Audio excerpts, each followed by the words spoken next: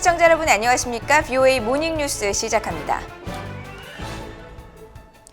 한국 정부가 국내에 잇따른 비판과 논란 속에 이른바 대북전단 살포금지법을 공포했습니다. 3개월 뒤부터는 법이 시행되는데 한국 내 27개 민간단체들은 이 법이 기본권인 표현의 자유를 침해하고 반인도적인 북한 체제를 이롭게 한다며 헌법 소원을 제기했습니다. 조상진 기자가 보도합니다.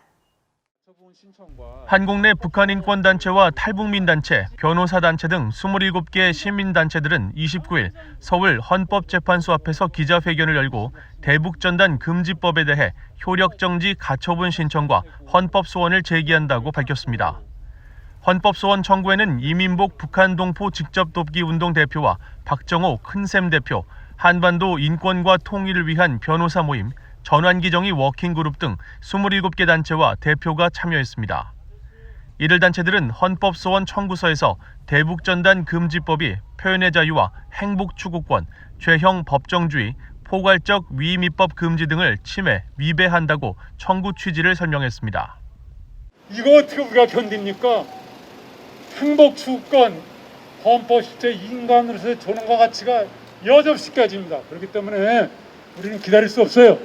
그래서 바로 오늘 효력정지 가처분을 우리 여러분들이 29개 단체들이 허기로 한 겁니다. 또 한국 정부가 접경 지역 주민의 안전을 구실로 내세우지만 인과관계가 없으며 대북전단 금지법은 최소한의 쌀과 의약품 지원도 못하게 하는 등 반인도적인 김정은 포갑체제를 수호하는 법이라고 주장했습니다.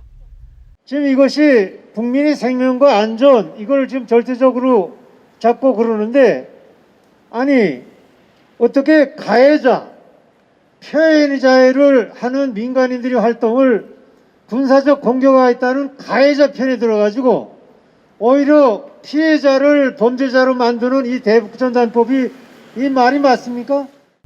이와는 별도로 한국의 제1야당인 국민의힘의 지성호 의원은 대북전단 금지법에 이른바 독소조항을 삭제한 개정안을 발의해 제출했습니다. 지 의원이 발의한 개정안은 군사분계선 일대에서 전단을 살포하거나 대북 확성기 방송 등 남북 합의서를 위반하는 행위를 할 경우 3년 이하 징역 또는 3천만 원 이하의 벌금에 처한다는 처벌 규정을 삭제했습니다. 지 의원은 개정안 발의와 헌법소원 제기를 넘어 국제사회와 함께 대북전단 금지법 해결을 위해 나설 것이라고 강조했습니다. 그냥 이제 끝날 문제가 아니고 국제사회에 큰 문제로 다가올 것으로 저는 생각하고 있습니다. 저희가 이제 헌법의 테두리 안에서 오늘 하고 있는 이제 효력 처분 가처분 신청과 이 모든 이제 일들에 있어 가지고 우리가 해야 될 일도 있겠지만 저는 국제사회와 함께 더욱 노력해가고 있고 내년 1월달에 이제 스미스 이제 의원과 함께 청문회를 열 수 있는 준비도 차근차근 진행하고 있습니다. 앞서 한국 정부는 이날 군사분계선 일대에서의 전단 살포 등을 금지하는 내용을 담은 남북관계 발전법, 이른바 대북전단 살포 금지법을 공포하고 3개월 뒤인 내년 3월 30일부터 효력이 발생할 것이라고 밝혔습니다. 한국통일부 관계자는 VOA에 표현의 자유가 헌법상 권리이지만 비무장지대 지역 주민들의 생명이나 안전과 같은 생명권에 우선할 수 없다는 기존 입장을 재확인했습니다. 또 제3국에서 전단 등을 살포하는 행위는 대북전단 금지법의 적용 대상이 아니라는 점을 명시한 해석 지침을 법 시행 전에 만들겠다고 밝혔습니다. VOA 뉴스 조상진입니다. 김정은 북한 국무위원장이 다음 달로 예정된 노동당 대회에서 또다시 핵 역량을 강조하면서 대미 압박을 이어갈 것이라고 미국의 전문가들이 전망했습니다. 또 갈수록 심화하고 있는 경제난을 탈피하기 위한 또 다른 조치도 모색할 것으로 예상했습니다. 김영규 기자가 보도합니다. 브루스 베넷 랜드 연구소 선임 연구원은 28일 VOA에 김정은 위원장이 현재까지 스스로 성공했다고 주장할 수 있는 부분은 핵무기 개발 역량밖에 없다면서 다음 달 노동당 8차 대회에서도 이 부분을 강조할 것으로 예상했습니다. 김 위원장이 지난 2016년 7차 당대회 때와는 달리 핵무기와 대륙간 탄도미사일 ICBM 역량에 상당한 초점을 맞추면서 특히 북한이 미국과 동등한 위치에 있다는 주장을 펼칠 것으로 전망했습니다. Claiming that now he is about to become a peer of the United States or that North Korea is, and that the world is going to have to honor North Korea and improve things for North Korea. 데이비드 맥스웰 민주주의 수호재단 선임 연구원은 미국에 대한 북한의 압박 자세를 예상했습니다. 최근 북한이 신형 무기들을 잇따라 선보인 점을 감안하면 미국에 대한 강경한 태도를 보일 가능성이 크다는 지적입니다. I think he wants to likely will want to maintain pressure, especially after October 10th. And we saw possibly new ICBM, possibly new SLBM, as well as a wide range of modernized conventional equipment. It really seems like he's taking a hard line. 중앙정보국 CIA 분석관 출신인 수김 랜드연구소 연구원은 김 위원장이 당대에서 신종 코로나 바이러스 대유행에 따른 경제난 극복에 초점을 맞출 것으로 전망했습니다. They are definitely struggling economically. There's, the fact that they had to lock down their borders, the trade with China decreasing significantly. That's going to, ultimately trickle down to affecting the state of the North Korean economy. 전문가들은 김 위원장이 올해도 경제 성과를 내지 못함에 따라 새해 첫날 신년사를 발표할 가능성은 낮으며 올해처럼 발표문 형식으로 대체할 수 있다고 내다봤습니다.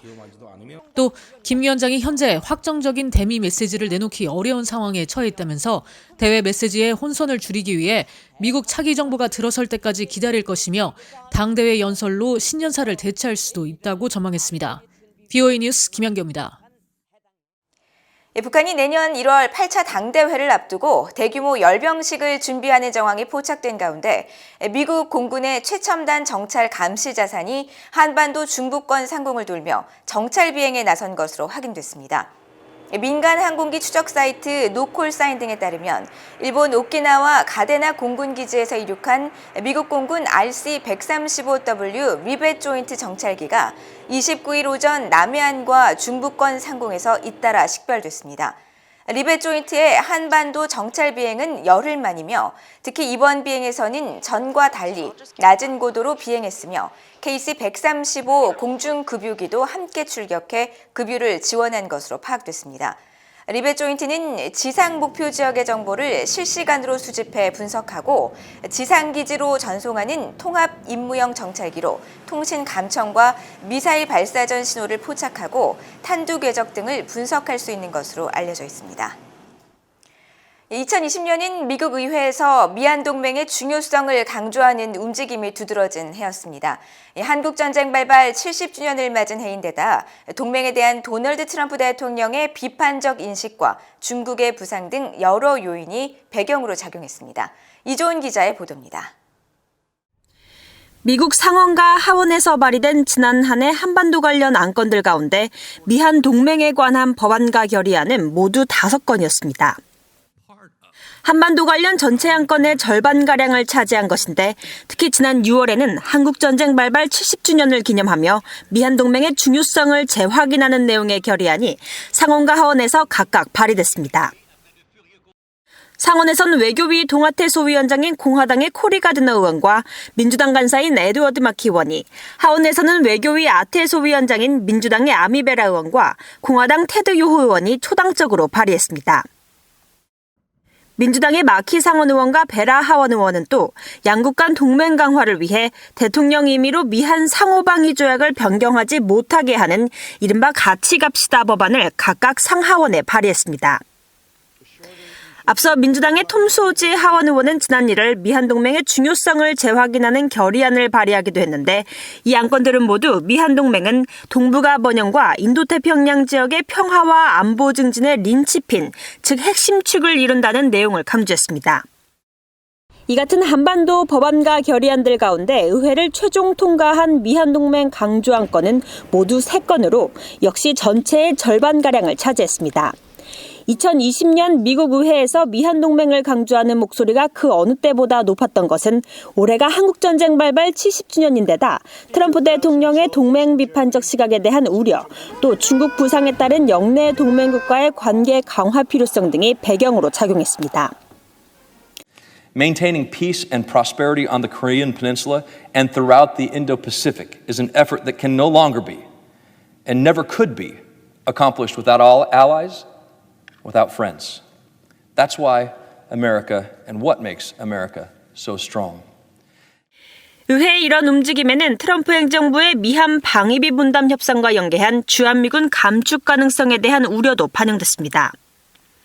의회는 미한 동맹 관련 법안과 결의안을 통해 양국의 조속한 방위비 분담 협정 체결을 촉구하고 미한 상호방위 조약과 주한미군 유지는 미국의 국익에 부합한다는 내용을 여러 차례 강조했습니다. 미국 의회는 2021년 내년에도 미한 동맹을 중심으로 방위비 분담 협상 타결은 물론 북한과의 비핵화 협상이라는 당면한 동맹 과제를 한반도 정책의 우선순위에 둘 것으로 보입니다. BA 뉴스 이조입니다. 미국 바이든 차기 행정부가 북한 문제를 해결하기 위해서는 제재를 통한 최대 압박과 또 건설적인 관여 사이에 충분한 균형을 이룰 필요가 있다고 빈센트 브룩스 전 주한 미군 사령관이 밝혔습니다. 브룩스 전 사령관은 29일 한국의 민간 연구단체인 최종현 학술원이 주최한 화상 토론회에서 대북 제재와 국제적 공조를 통한 대북 압박은 지속돼야 한다면서 북한과의 건설적 관계를 위한 접근은 이와 균형을 맞출 필요가 있다고 강조했습니다. 또 미국과 한국 당국은 북한의 인권과 납북자 문제 등 제기해야 할 과제들을 협상 초기에 분명히 제시해야 한다면서 다만 모든 문제를 한꺼번에 해결하려 한다면 어려움에 부딪힐 수밖에 없다고 지적했습니다.